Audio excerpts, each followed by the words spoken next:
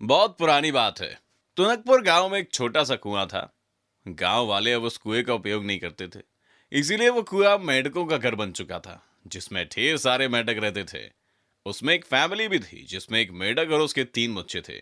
सारे मेंढक अपने पूरे जीवन भर उसी कुएं में रह रहे थे, और कुएं के बाहर की दुनिया का किसी को भी पता नहीं था। पिता मेंढक की सेहत अच्छी खासी हो चुकी थी, और वो कुएं में सबसे बड़ा मेंढक बन चुका था। उसके बच्चे अपने पिता की ताकत देखकर काफी खुश होते थे, और बच्चों को लगता था कि उनके पिता ही दुनिया के सबसे बड़े और बलवान हैं। एक बार की बात है, मैंने बहुत विशाल जानवर को मारकर इसी कुएं में गिरा दिया था। मेंढक भी अपने बच्चों को अपने बारे में झूठी कहानियां सुनाता रहता था। उनके सामने शक्तिशाली होने का दिखावा करता था। एक मेंढक को अपनी शारीरिक कद काठी पर बहुत घमंड था। ऐसे ही दिन बीतते गए। एक दिन उस गांव में काफी बरसात हुई, और कुएं में पानी इतना भर गया कि बिल्कुल ऊपर तक आ गया।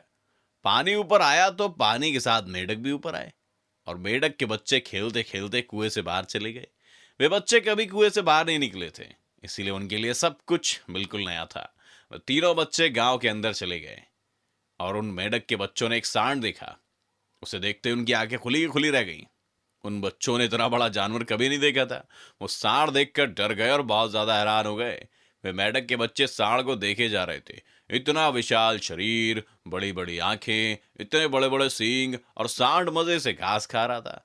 घास खाते खाते सांड ने जोर से हुंकार लगाई। बस फिर क्या था, मेंढक के तीनों बच्चे डर के मारे भागे।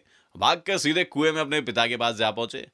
इतना तेज भागने की वजह से वो जोर जोर से हांफने लगे। पिता ने उनके डर का कारण पूछा। अरे बच्चों, क्या हुआ? तुम तीनों इतना डर क्यों गए हो? उन तीनों बच्चों ने पिता को सारी बात बताई।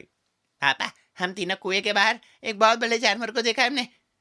बच्चों को लगता था कि सांड दुनिया का सबसे बड़ा और शक्तिशाली जीव है। बच्चों के मुंह से सांड की तारीफ सुनते ही मेंढक का अहंकार को ठेस पहुंची। उस मेंढक ने एक लंबी सांस खींची और खुद को फुला लिया, और कहा, क्या वो मुझसे भी बड़ा जानवर था? हाँ पापा, वो जानवर तो आपसे कई गुना बड़ा था, अब तो बहुत छोटे उसके आगे। मेंढक को यह सब सुनकर गुस्सा आ गया। उसने और ज्यादा सांस भरकर खुद को फुला लिया। फिर अपने बच्चों से पूछा, क्या अब भी वो जानवर मुझसे बड़ा होगा? अरे पापा, ये तो कुछ भी नहीं है, वो जानवर तो आपसे कई गुना ज्यादा बड़ा था। आप तो उसके सामने बिल्कुल छोटे छोटे। मेंढक से सब नहीं सुना गया। अपने अहंकार के कारण वो सांड की तारीफ नहीं सुन पा रहा था। इसी वजह से वो मेंढक सांस फुला फुला कर खुद को गुब्बारे की तरह फुलाता चला गया। क्या इससे भी बड़ा था वो जानवर? पापा रहने दो आप, वो आपसे बहुत बड़ा है, उसके सामने खड़े पेड़ जितना है, समझ रहे हो?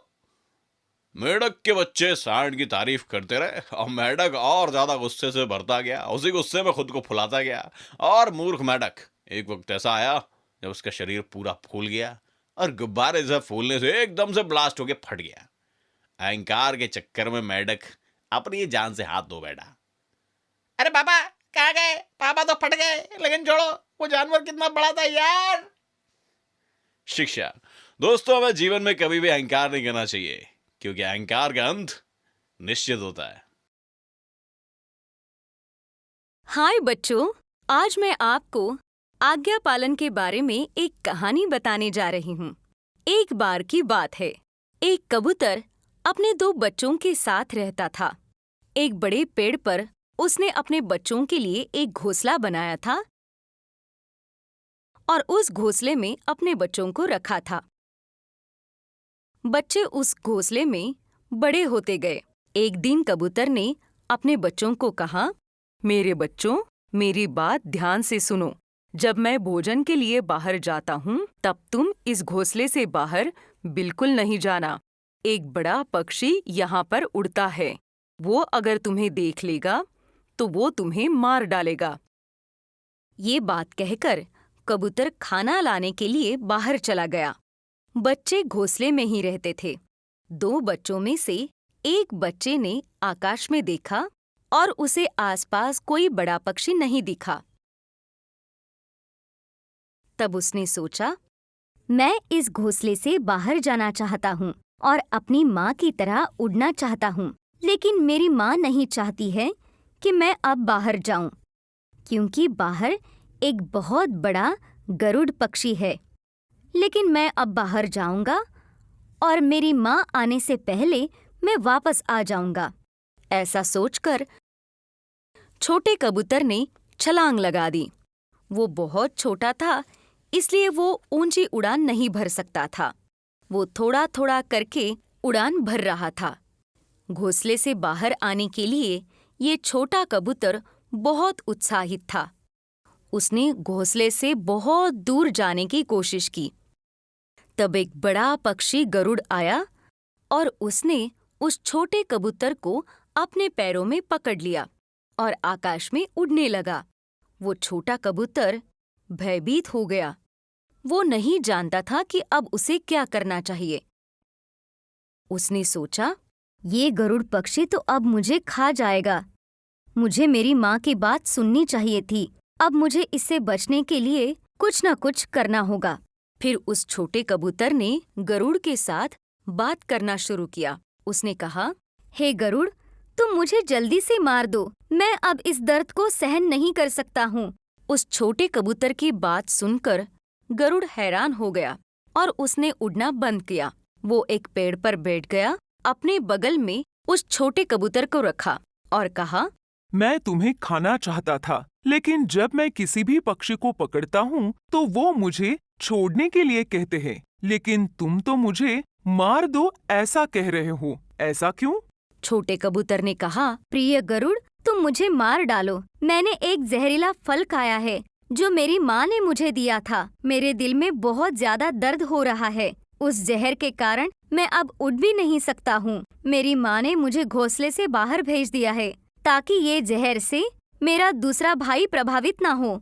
जो मुझे खाएगा वो भी इस विष से मर जाएगा। अब मेरे से ये दर्द सहा नहीं जाता। कृपया मुझे मार दो और मुझे खा जाओ। ये सुनकर गरुड़ बहुत घबरा गया। उसने सोचा कि कबूतर सच बोल रहा है। उसने कहा, ओह कबूतर, मैं तुम्हें खाकर खुद को नहीं मार सकता हूँ। मैं दूसरे खाने की तलाश करूँगा। चले जाओ। फिर कबूतर ने अपनी कल्पना के लिए अंदर से बहुत खुशी महसूस की और तुरंत वहाँ से चला गया और अपने घोंसले में आ गया। उसने फैसला किया कि वो अपनी माँ की बात हमेशा मानेगा। नैतिक, अपने माता पिता की सलाह का पालन करना आपको परेशानियों से दूर रखेंगे। आज्ञा का पालन खुशी का कारण। कहानी पर अपनी राय हमें बताएं। टिप्पणियों में अपनी बहुमूल्य प्रतिक्रिया लिखें। दोस्तों, तुम्हें पता है बाघ जंगल का सबसे खतरनाक जानवर होता है और सुंदरबन के बाघों को तो दुनिया में सबसे खूंखार माना जाता है। सुंदरबन में एक बाघ था जिससे सभी जानवर बहुत डरते थे, लेकिन कोई एक ऐसा भी था जो बाघ से बिल्कुल नहीं डरता था। मैं हूँ जादूगर चूहा। हाँ दोस्तों, वो था जानवर चूहा। बिल्कुल निडर था, किसी से भी नहीं डरता था। उसके दोस्त थे सुनहरा हिरण और छुटकू बंदर। लाइफ मजे में कट रही थी। चूहा अपने दोस्तों को अक्सर बढ़िया बढ़िया जादू दिखाता था। दोस्तों, ये सामने टोपी देख रहे हो? मैं इसके अंदर से अभी खरगोश निकाल के दिखा सकता हूँ। उसके दोस्त गौर से देख रहे थे और जैसे ही चूहे ने छुरी घुमाई, उस टोपी के अंदर से एक खरगोश निकला। छुटकू बंदर और सुनहरा हिरण ताली बजाने लगे और बहुत खुश हुए। अरे तुम लोगों की तालियों से खरगोश डरकर भाग गया। पकड़ो उसे। जैसे तैसे खूब दौड़ भाग के वो खरगोश पकड़ में आया। इस तरह वो खूब मस्ती करते रहते थे। लेकिन एक दिन सुनहरे हिरण को रास्ते में बाघ मिल गया। भाग भैया, मुझे मत खाना प्लीज। लेकिन बाघ नहीं माना और उसने सुनहरे हिरण पर हमला कर दिया। सुनहरा हिरण अपनी जान बचाकर भागा और अपने दोस्तों के पास पहुंचा। उसने अपने दोस्तों को सारी बात बताई। इस बाघ ने तो सभी जानवरों को जीना मुश्किल कर रखा है। कुछ करना पड़ेगा। लेकिन हम तो बाघ से मुकाबला नहीं कर सकते। वो इतना ताकतवर और हम इतने कमजोर। दोनों इस तरह हार कर नहीं बैठ सकते। कुछ तो करना पड़ेगा। फिर चूहा अपने दोस्तों के साथ मिलकर बाघ से लड़ने की योजना बनाने लगा। फिर हिम्मत जुटाकर जंगल के और भी जानवर इस योजना में शामिल हो गए। दोस्तों, हम सीधी लड़ाई में बाघ से नहीं जीत सकते, क्योंकि हम सबकी मिलकर भी ताकत बाघ से कम होगी। जानवरों ने चूहे से पूछा कि फिर क्या करना चाहिए। मुझे कुछ समय दो सोचने के लिए। कुछ दिन बाद चूहा सभी जानवरों से मिला और सबको योजना बताई। बहुत बढ़िया योजना है, हम सब तुम्हारे साथ हैं नन्हे चूहे। फिर सभी जानवरों ने योजना के अनुसार काम करना शुरू कर दिया। सभी ने एक साथ मिलकर पूरा बंदोबस्त चूहे के कहे अनुसार कर दिया। और फिर बारी आई छुटकू बंदर की। पूरा बंदोबस्त हो गया दोस्तों, अब मैं जाता हूं और अपने हिस्से का काम करता हूं। गुड लक छुटकू बंदर, लेकिन सावधानी रखना क्योंकि इस काम में बहुत खतरा है। बंदर वहां से निकला और सीधा पहुंचा बाघ की गुफा में।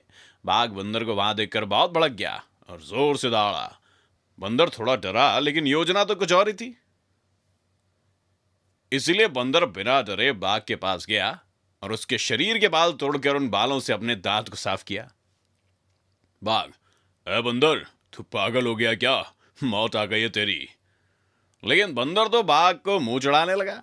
बाघ और गुस्से में आया।